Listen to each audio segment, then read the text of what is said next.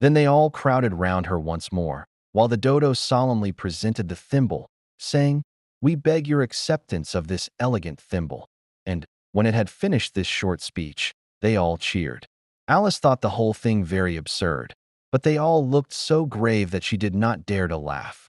And, as she could not think of anything to say, she simply bowed and took the thimble, looking as solemn as she could. The next thing was to eat the comfits. This caused some noise and confusion, as the large birds complained that they could not taste theirs, and the small ones choked and had to be patted on the back. However, it was over at last, and they sat down again in a ring and begged the mouse to tell them something more.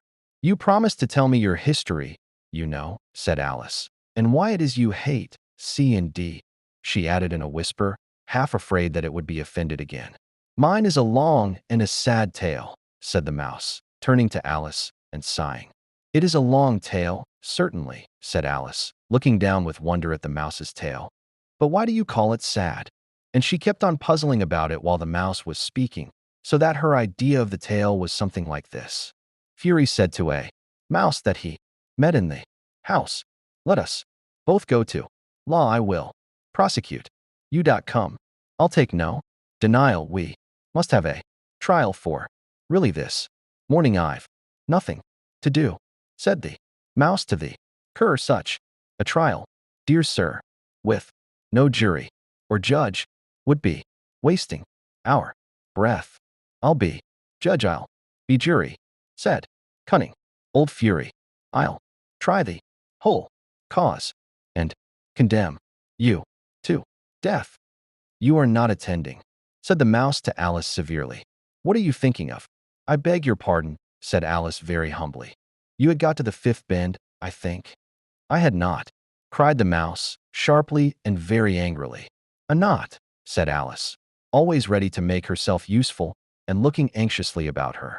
"Oh, do let me help to undo it."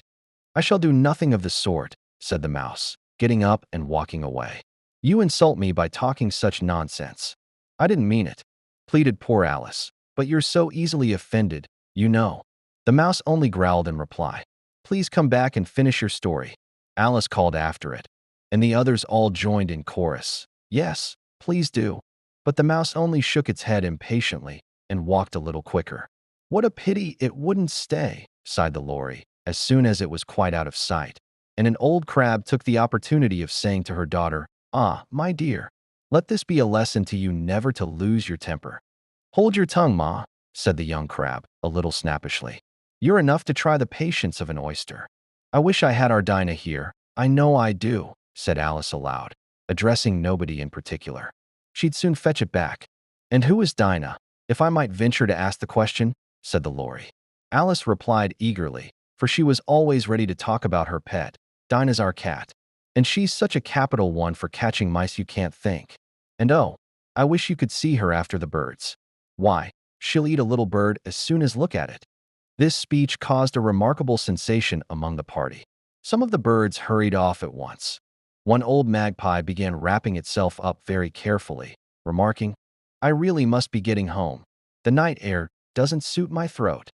And a canary called out in a trembling voice to its children, "Come away, my dears. It's high time you were all in bed." On various pretexts they all moved off, and Alice was soon left alone. "I wish I hadn't mentioned Dinah," she said to herself in a melancholy tone. "Nobody seems to like her down here, and I'm sure she's the best cat in the world.